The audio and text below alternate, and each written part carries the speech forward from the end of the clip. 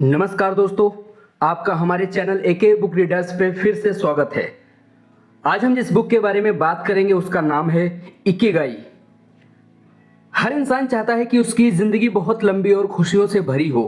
साल सन 2016 में आई ये किताब आपको उन तरीकों के बारे में बताती है जिन्हें अपनाकर जापान के लोग ऐसी ही ज़िंदगी जीते हैं। ये किताब जापानियों की जिंदगी के हर पहलू को गहराई से समझाकर जापानी संस्कृति की पूरी झलक आपके सामने रख देती है, खास तौर पर जापान के उस आइसलैंड की जहां लोग 100 साल से भी ज्यादा जीते हैं।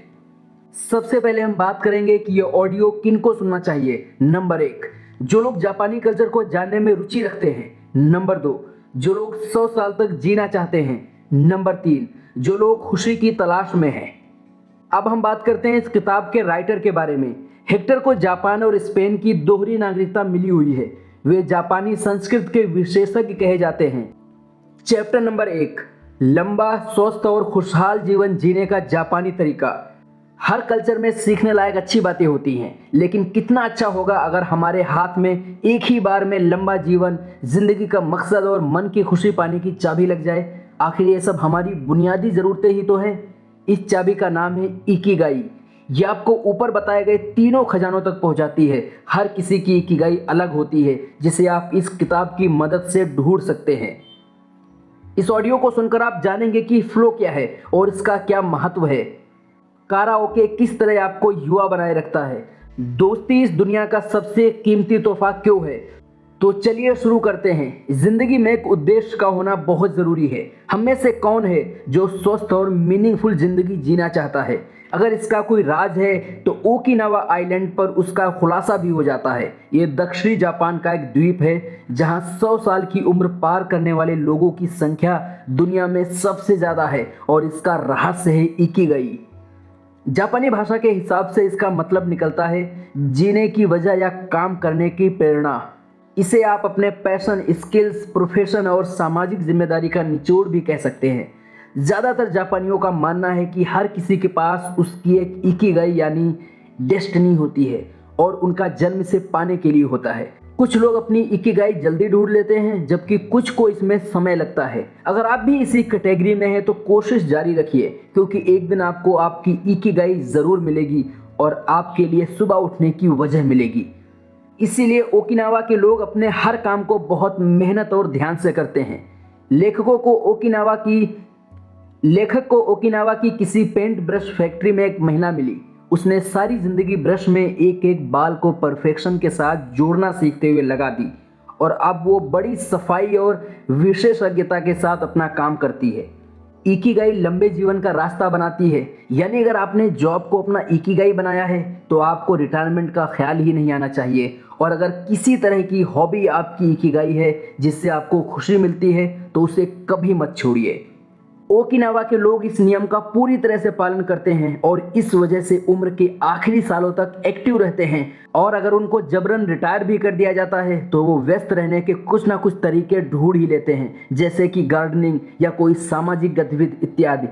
और इस पक्के इरादे की वजह से उनको फ़ायदा भी मिलता है। वहाँ 100 साल या इससे ज़्यादा उम्र के लोगों पर की हुई स्टडीज़ ये बताती हैं कि इन लोगों में दिल की बीमारियों या डिमेंशिया की दर बहुत कम होती है। आगे आप सुनेंगे कि किस तरह एक्टिव माइंड आपको लंबी जिंदगी देता है।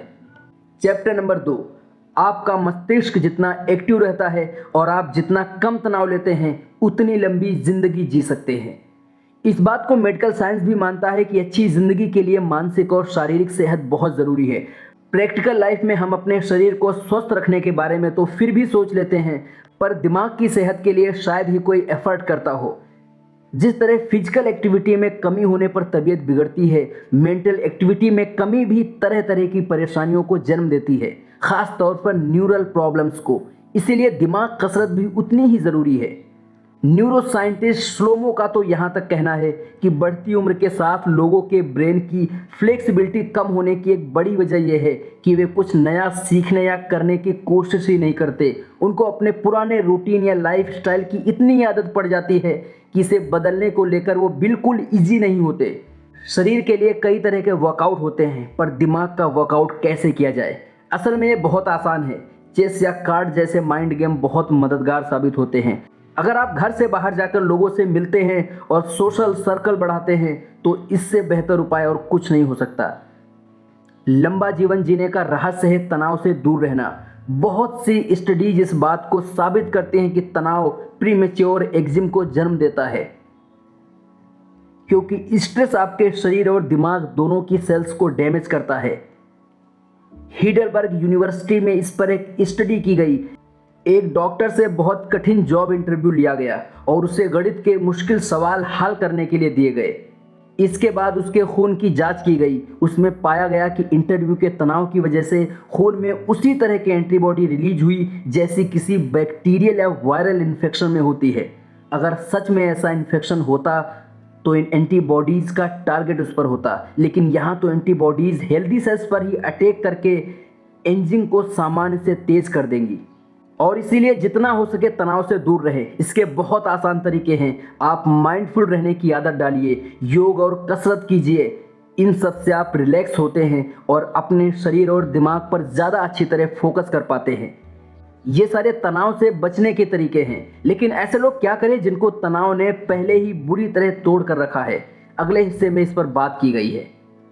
मोरिता थेरेपी तनाव से उभरने में बहुत मदद करती है। आज जिस तरह की लाइफस्टाइल हम जी रहे हैं उसकी वजह से चिंता, तनाव और हारा हुआ महसूस करने जैसे हालत बढ़ते जा रहे हैं। जापान भी इससे अछूत नहीं रहा, लेकिन वहाँ लोगों के पास इसका एक उपाय भी है। इससे आप भी फायदा ले सकते हैं। इसकी खोज बुद्धिज्म को मानने वाले एक साइकोथेरेपिस्ट शोमा मूर्ता ने की थी। इसे क्रोनिक एंजाइटी, तरह तरह के ऑब्सेशन और कंपल्शन के इलाज के लिए ढूंढा गया था, लेकिन ये तनाव से राहत देने में भी बहुत मदद करती है। बहुत सी थेरेपीज में जहां पॉजिटिव सोच पर जोर दिया जाता है, शोमा मूर्ता उल्टे ढंग से काम करती है। इस थेरेपी में लोगों को उनकी भावनाओं पर फोकस करके ज्यों का त्यों स्वीकार करना सिखाया जाता है। यानी आपके मन में जो कुछ चल रहा है उसे बदलने की कोशिश किए बिना स्वीकार कर लीजिए, और इसके बाद अगला कदम होता है नई और अच्छी भावनाओं को जन्म देने का, जो कि धीरे धीरे पुरानी नकारात्मक भावनाओं की जगह ले लेती हैं। इस थेरेपी के 4 चरण होते हैं। शुरुआत होती है पूरी तरह रिलैक्स होने की। लगभग 1 हफ्ते तक मरीज को बिस्तर पर आराम से लेटे रहने को कहा जाता है। उसे ध्यान भटकाने वाली हर चीज़ से दूर रखा जाता है, जैसे मीडिया, मिलने जुलने वाले लोग। उसे ज़्यादा बात भी नहीं करने दी जाती। एक साइकोथेरेपिस्ट उसे समय समय पर मिलने आते हैं और उसकी कंडीशन देखते रहते हैं, और वो व्यक्ति बस अपने मन में चल रहे विचारों पर ध्यान देता रहता है। अगले चरण में कुछ एक्टिविटीज शामिल की जाती हैं। उसे डायरी लिखने को कहा जाता है, वॉक करने को कहा जाता है, और कुछ ब्रीदिंग एक्सरसाइज कराई जाती हैं। तीसरे चरण में उसकी एक्टिविटीज को और बढ़ाया जाता है। अब लकड़ी काटना, पेंटिंग जैसे कुछ प्रोडक्टिव काम इसमें जोड़ दिए जाते हैं। इस तरह के नए अनुभवों से उसके मन में नए विचार आते हैं, जीवन में नई यादें जुड़ती हैं, उसका माइंड इंगेज रहता है, उसमें खुशी, आनंद और धैर्य का समावेश होने लगता है। और इसके बाद चौथे चरण की शुरुआत होती है। अब वो तरोताज़ा होकर अपनी पुरानी दुनिया में एक नई सोच, नए अनुभव, नए उद्देश्य के साथ वापसी करता है। भरपूर आराम और किसी भी तरह के डिस्ट्रैक्शन से दूर रहना आपकी सेहत पर बहुत सकारात्मक असर डालता है। लेकिन आपको जीने के लिए एक उद्देश्य तो चाहिए ही। इसके लिए अब हम इकिगाई की तरफ वापस चलते हैं। चैप्टर नंबर 3, यंग रहने का सबसे अच्छा तरीका है एक्टिव रहना। अगर आप मन को सुकून देने वाले किसी काम में व्यस्त रहते हैं तो खुद के लिए इससे अच्छा गिफ्ट नहीं हो सकता, क्योंकि इस काम में आप सब कुछ भूलकर पूरी तरह से डूब जाते हैं। आपको लगता है ये काम आप सारी जिंदगी कर सकते हैं। ये काम कुछ भी हो सकता है, जैसे कुकिंग, पेंटिंग या स्केटिंग, और इस तरह की एक्टिविटी आपको एक लंबा जीवन जीने में मदद कर सकती है। इस खुशी के एहसास को साइकोलॉजिस्ट मिलहली ने फ्लो का नाम दिया। ये ऐसी अवस्था है जहां आप किसी काम में इस तरह इन्वॉल्व हो जाते हैं कि दूसरी कोई बात, चिंता, परेशानी का आप पर कोई असर ही नहीं होता, यहां तक कि आपको समय का एहसास भी नहीं रहता। आपने कभी किसी बच्चे को उसके मनपसंद खिलौने के साथ खेलते देखा है, या किसी पेंटर को पेंटिंग करते हुए? इनको इस बात से कोई मतलब नहीं रहता कि आसपास क्या चल रहा है। बजाय विलासिता का जीवन जीने के जितना संभव हो सके इन खुशियों को अपनी जिंदगी में जगह दीजिए। अगर आप बोरियत दूर करने के लिए सोशल मीडिया पर समय बर्बाद करते हैं तो उसकी जगह कोई ऐसी हॉबी बना लीजिए जो आपका और समाज का भला करे। फ्लो वाली अवस्था आपको बहुत से कामों में मिल सकती है। लोगों के पास अपने अपने तरीके होते हैं। लोग चेस खेलकर, म्यूजिक में और यहाँ तक कि किताबों में भी अपने लिए फ्लो ढूंढ लेते हैं। इससे मन को ही नहीं बल्कि दिमाग को भी बहुत सुकून मिलता है, क्योंकि आप देर तक एक ही चीज में खोए रहते हैं और उल्टे सीधे विचार आपके दिमाग को घेर नहीं पाते। आपका इकिगाई यानी आपके जीवन का उद्देश्य ही आपको फ्लो की स्टेट देगा। और अगर इसके बाद भी कुछ कमी रह जाती है तो कोई ऐसी हॉबी डेवलप कर लीजिए जो इस कमी को पूरी कर दे। आपके काम में थोड़ी मुश्किल या चैलेंज होना ज़रूरी है। अगर आपका काम आसान होगा तो आप जल्दी ही बोर हो जाएंगे, लेकिन अगर आपका काम बहुत मुश्किल होगा तो भी आप थक कर जल्दी ही उसे छोड़ देंगे। इसीलिए अपना कैलिबर पहचान कर शुरुआत कीजिए। अगर आप कोई लैंग्वेज सीखना चाहते हैं तो ऐसी भाषा चुनिए जो थोड़ी आसान हो और आपको इंटरेस्टिंग लगती हो। अगर आपको कंप्यूटर की नॉलेज है तो उसे अपग्रेड कीजिए। इस तरह आप भी फ्लो की स्टेज में पहुंच सकते हैं। ओकिनावा के लोगों के पास आपको देने के लिए बहुत सी अच्छी एडवाइस हैं। आपने कुछ अच्छी बातें भी सुन भी ली हैं, लेकिन इसमें और भी कुछ ऐड किया जा सकता है। लंबा जीवन बहुत लोग जी रहे हैं, पर आप अपना जीवन इनसे बेहतर कैसे बना सकते हैं? ओकिनावा के लोग जो 100 साल पूरे कर चुके हैं वे आपको कुछ और टिप्स देते हैं। पहली सलाह यह है कि आप बेफिक्र होकर जीना शुरू कीजिए और हर किसी का अभिवादन करने की आदत डालिए। भले ही आप लोगों को ना जानते हो, उनसे मुस्कुरा कर और दिल खोल कर मिलिए। उनका मानना है कि इस तरह आप बहुत से दोस्त बनाते हैं। आप बच्चों के साथ बच्चे बन जाते हैं। जब आप बुजुर्ग होने लगते हैं तो भी इनमें मेलजोल बना रहता है और आप कभी अकेलापन महसूस नहीं करते। इस तरह आपका दिल हमेशा युवा बना रहता है। वे ये भी समझाते हैं कि जिन चीज़ों को आप बदल नहीं सकते उनकी चिंता करके भी क्या होगा, बल्कि आपका तनाव बढ़ता ही रहेगा। मान लीजिए आप अपने करियर से खुश नहीं हैं, इसकी चिंता में घुले रहने पर आप अपनी परफॉर्मेंस खराब ही करेंगे। इससे बेहतर ये होगा कि आप कोई ऐसी स्किल सीख कर अपने करियर को एक नई दिशा दें। ओकिनावा के लोग अच्छी आदत डालने की सलाह भी देते हैं। सुबह जल्दी उठना अच्छा होता है। कुछ समय तक आपको इसके लिए एफर्ट करने पड़ेंगे, लेकिन एक दिन आपको इतनी आदत पड़ जाएगी। इसके फायदे इतने हैं जिसे गिनना मुश्किल है।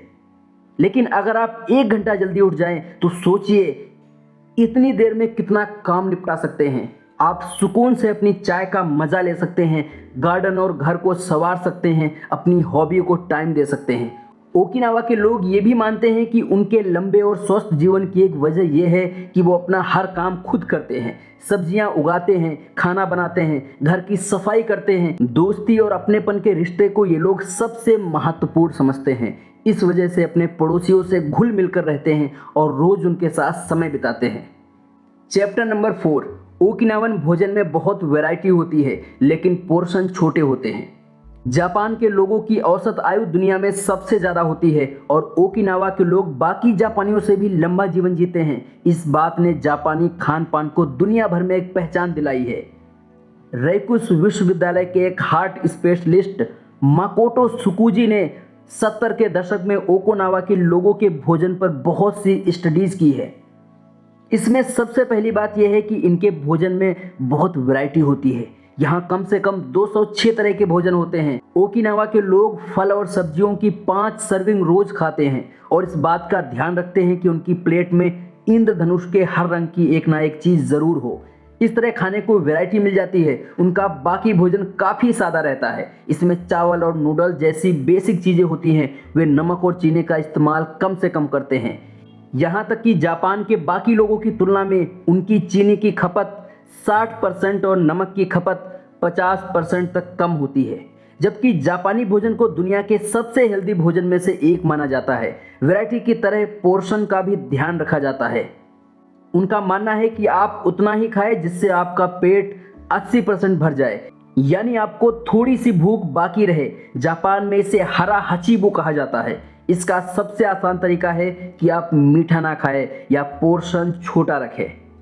ओकिनावन छोटे छोटे बर्तनों में खाना परोसते हैं। इससे लगता है कि आपके सामने बहुत सारा खाना रखा है, जबकि असल में खाने की मात्रा कम होती है। इसमें चावल, सब्जियां, सूप और बीन्स के स्नैक्स होते हैं। जिस बात को मॉडर्न साइंस ने इतने रिसर्च और स्टडीज के बाद समझा, उसे ओकिनावा के लोग बहुत पहले ही समझ चुके थे। आज हम सब कैलोरी इंटेक शब्द से परिचित हैं और ज़्यादा कैलोरी लेने के नुकसान भी जानते हैं, जबकि ओकिनावा के लोग लंबे अरसे से इसका ध्यान रखते हैं। कैलोरी इंटेक कम करने से इंसुलिन की तरह ग्रोथ फैक्टर नाम की प्रोटीन का लेवल कम रहता है। इसकी अधिकता से एजिंग तेज हो जाती है, यानी इसे कम रखकर आप सीधे सीधे अपनी उम्र बढ़ा सकते हैं। चैप्टर नंबर 4, शरीर को रिजुविनेट करने के लिए भोजन में एंटीऑक्सीडेंट होने ज़रूरी हैं। सुपर फूड के कॉन्सेप्ट ने भोजन के बारे में लोगों की सोच बदल दी है।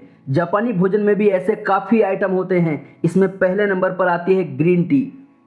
इसमें भरपूर मात्रा में एंटीऑक्सीडेंट होते हैं। स्टडीज से ये सामने आया है कि ग्रीन टी उम्र बढ़ाने में बहुत ज़्यादा मदद करती है। ग्रीन टी के पत्तों को हवा में सुखाया जाता है, इससे फर्मेंट भी नहीं किया जाता। इस वजह से इसके पोषक तत्व और ऑक्सीडेंट नष्ट नहीं होते। ग्रीन टी बैड कोलेस्ट्रॉल कम करती है, ब्लड शुगर लेवल और खून का बहाव सही रखती है और इन्फेक्शन से भी बचाती है। ओकिनावा के लोग इसमें जैस्मीन मिलाकर इसके फायदे और बढ़ा देते हैं। इसकी वजह से हार्ट और इम्यून सिस्टम मजबूत बनते हैं। लेकिन ग्रीन टी सबको अच्छी नहीं लगती। आप इसकी जगह व्हाइट टी ले सकते हैं। ये ग्रीन टी से भी ज़्यादा फायदेमंद होती है। खाने में सुक्वासा नाम का सिट्रस फूड वहाँ बहुत पसंद किया जाता है। इसका जूस इतना खट्टा होता है कि इसे आप बिना पानी मिलाए नहीं पी सकते। इसमें नोबिल्टन नाम की एक एंटीऑक्सीडेंट होता है। ये नींबू और संतरे जैसे फलों में भी पाया जाता है, पर सुक्वासा में नोबिल्टिन की मात्रा संतरे से 40% तक ज़्यादा होती है। ओकिनावा में इसे बहुत से व्यंजनों में डाला जाता है और बेक करके भी खाया जाता है। आप भी एकदम से इसे खाने की आदत नहीं डाल पाएंगे। इसकी जगह आप ब्रोकली, सामन, स्ट्रॉबेरी, एपिकॉट जैसी दूसरी हाई ऑक्सीडेंट वाली चीज़ें खा सकते हैं। शरीर को एक्टिव रखना बहुत ज़रूरी है, फिर भले ही वो हल्की फुल्की वॉक ही क्यों ना हो। शरीर को एक्टिव रखना बहुत ज़रूरी है, फिर भले ही वो हल्की फुल्की वॉक ही क्यों ना हो। आप ऐसे किसी बुजुर्ग से ज़रूर मिले होंगे जिनके एनर्जी लेवल और जिंदा दिली पर उम्र का कोई असर नहीं आता। इसकी एक वजह यह भी हो सकती है कि वो अपने जीवन में शारीरिक रूप से एक्टिव रहे हो। असल में शरीर का गतिमान रहना ज़रूरी है और इसके लिए हैवी एक्सरसाइज करने जैसा कोई नियम नहीं है। कम से कम ओकिनावा के लोगों को देखकर तो ये बात यकीन से कही जा सकती है। ये लोग अपने आस पड़ोस में घूम लेते हैं, अपने गार्डन की देखभाल करते हैं और तो और कराओके बार के भी मज़े लेते हैं। यानी बजाय किसी हैवी एक्टिविटी के ये नियमित रूप से किसी ना किसी हल्की एक्टिविटी में खुद को लगाए रहते हैं। अगर फिर भी आपको इसके फ़ायदे पर यकीन नहीं है तो मॉडर्न साइंस के नज़रिए से समझ लीजिए। साल सन 2014 में मेडिकल रिसर्चर ब्रिगिड शुल्ते ने एक रिसर्च की। इसमें पाया गया कि अगर आप दिन भर बस बैठे ही रहते हैं तो आपकी सेहत पर बुरा असर पड़ता है। कुर्सी पर बस आधे घंटे तक बैठे रहने के बाद ही मेटाबॉलिज्म धीमा होने लगता है, फैट का डाइजेशन प्रभावित होता है और गुड कोलेस्ट्रॉल का लेवल घट जाता है। लेकिन अगर हर आधे घंटे के बाद आप सिर्फ 5 मिनट भी चल फिर लेते हैं तो ये सब ठीक होने लगता है। इसके बाद भी ऑफिस में बैठकर काम करने वाले ज़्यादातर लोग इस पर ध्यान नहीं देते। ओकिनावा के लोगों के जीवन में रेडियो ताइसो भी शामिल है। ये और कुछ नहीं, सामान्य वार्म अप ही है। इसे सुबह कुछ देर या दिन भर किसी भी वक्त किया जा सकता है। ये लोग ज़्यादातर स्कूल, ऑफिस या घर के आसपास किसी जगह पर इकट्ठा होकर ग्रुप्स में इसे करते हैं।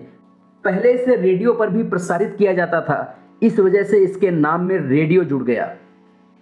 अब ज़्यादातर लोग टीवी से या ऑनलाइन कनेक्ट होकर इसमें शामिल होते हैं। इसमें बहुत आसान सी एक्सरसाइज होती है, जैसे नॉर्मल स्ट्रेचिंग, जोड़ों के मूवमेंट इत्यादि।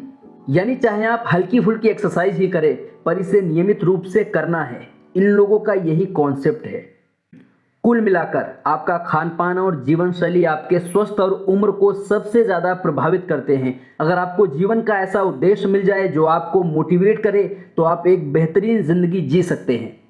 अब बात करते हैं क्या करें। इम्परफेक्शन को स्वीकार करें। जापानी कल्चर में यह माना जाता है कि इम्परफेक्शन चीज़ें सबसे सुंदर होती हैं, जैसे टूटा हुआ कप। इस कॉन्सेप्ट को वबी सभी कहते हैं। इसकी मदद से आप जिंदगी को और खुशी के साथ जी सकते हैं। परफेक्शन की खोज में भटककर अपना समय और चैन बर्बाद करने से अच्छा है कि आप जिंदगी को उनकी कमियों के साथ स्वीकार कर लें। इस सोच की वजह से आप ज़्यादा एनर्जेटिक होकर और कम तनाव लेकर एक लंबा जीवन जी सकेंगे। दोस्तों, अगर आपको मेरा ये वीडियो पसंद आया हो तो मेरे चैनल को सब्सक्राइब कर दीजिए। हम आपको फिर मिलेंगे एक नए वीडियो के साथ। धन्यवाद।